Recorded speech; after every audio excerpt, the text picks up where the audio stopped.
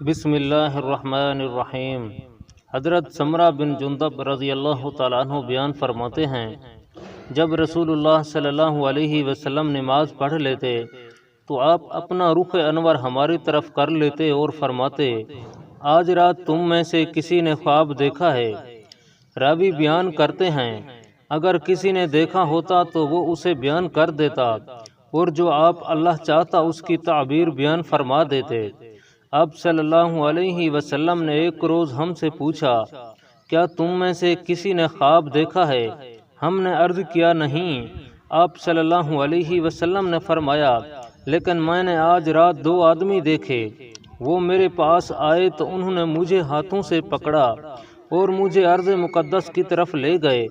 وہاں ایک آدمی بیٹھا ہوا تھا اور ایک کھڑا تھا، اس کے ہاتھ میں لوہے کا ایک ٹکڑا تھا، وہ اس کے جبڑے میں داخل کرتا اور اس کو اس کی گدی تک چیر دیتا تھا، پھر وہ اسی طرح دوسرے جبڑے کے ساتھ کرتا تھا، اور اتنے میں یہ پہلا جبڑا ٹھیک ہو جاتا تھا اور وہ اس عمل کو دہراتا تھا۔ میں نے پوچھا، یہ کیا ہے؟ ان دونوں نے کہا، آگے چلیں۔ ہم چلے حتیٰ کہ ہم ایک آدمی کے پاس آئے جو چت لیٹا ہوا تھا، اور ایک آدمی چھوٹا یا بڑا پتھر لیے اس کے سرہانے کھڑا تھا، اور وہ اس کے ساتھ اس کے سر کو کچل رہا تھا۔ جب وہ اسے مارتا تو پتھر لڑھک جاتا، وہ اسے لینے جاتا، لیکن اس کے واپس آنے سے پہلے اس کا سر پھر ٹھیک ہو جاتا تھا، اور وہ اس آدمی کے ساتھ پھر ویسے ہی کرتا تھا، اور یہ عمل جاری رہتا ہے۔ میں نے کہا، یہ کیا ہے؟ ان دونوں نے کہا، آگے چلیں۔ ہم چلے حتیٰ کہ تندور جیسے سوراخ کے پاس آئے، جس کا اوپر کا حصہ تنگ ہے جبکہ اس کا نچلا حصہ کھلا ہے۔ اس کے نیچے آگ جل رہی تھی، جب وہ اوپر اٹھتی تو اس میں موجود افراد بھی اوپر بلند ہوتے تھے، حتیٰ کہ ایسے لگتا کہ وہ اس سے نکل جائیں گے، اور جب وہ بجھ جاتی تو وہ اس میں واپس آ جاتے، اور اس میں مرد اور عورتیں برہنہ تھیں۔ میں نے کہا، یہ کیا ہے؟ ان دونوں نے کہا، آگے چلیں۔ ہم چلے حتیٰ کہ ہم خون کی نہر پر پہنچے۔ وہاں نہر کے سامنے وہ شخص جو نہر میں ہے، جب وہ باہر نکلنے کا ارادہ کرتا تھا تو باہر کنارے پر کھڑا آدمی اس کے منہ پر پتھر پھینکتا اور اسے اپنی پہلی جگہ پر پہنچا دیتا ہے۔ وہ جب بھی نکلنے کے لیے آتا تھا پھر وہ اس کے منہ پر پتھر مارتا ہے تو وہ وہیں واپس چلا جاتا تھا۔ میں نے کہا، یہ کیا ہے؟ انہوں نے کہا، آگے چلیں۔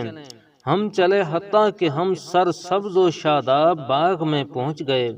اس میں ایک بڑا درخت تھا اور اس کے تنے کے پاس ایک عمر رسیدہ شخص اور کچھ بچے تھے، اور درخت کے قریب ایک آدمی تھا، اس کے آگے آگ تھی جسے وہ جلا رہا تھا۔ وہ مجھے درخت پر لے گئے۔ انہوں نے مجھے درخت کے وسط میں ایک گھر میں داخل کر دیا۔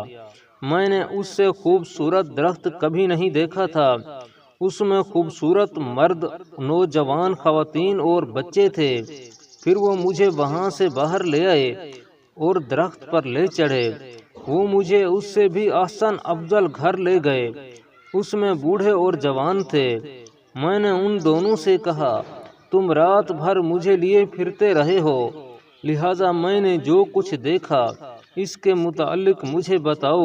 انہوں نے کہا، جی ہاں، رہا وہ شخص جس کو آپ نے دیکھا کہ اس کے جبڑے کو چیرا جا رہا تھا تو وہ جھوٹا شخص تھا، وہ جھوٹ بیان کرتا تھا، پھر اس سے نقل کیا جاتا تھا حتیٰ کہ وہ آفاق تک پہنچ جاتا۔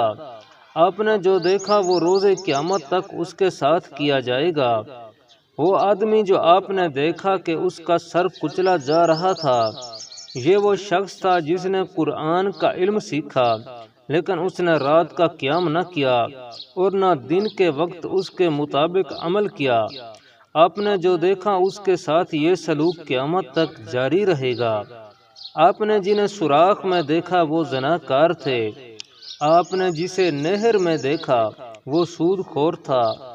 آپ نے درخت کے تنے کے ساتھ جس بزرگ شخص کو دیکھا وہ حضرت ابراہیم علیہ السلام تھے، اور ان کے ارد گرد جو بچے تھے وہ لوگوں کی اولاد تھی۔ جو شخص آگ جلا رہا تھا وہ جہنم کا دروغہ مالک تھا۔ آپ جس پہلے گھر میں داخل ہوئے تھے وہ عام مومنوں کا گھر تھا، رہا یہ گھر تو یہ شہداء کا گھر ہے۔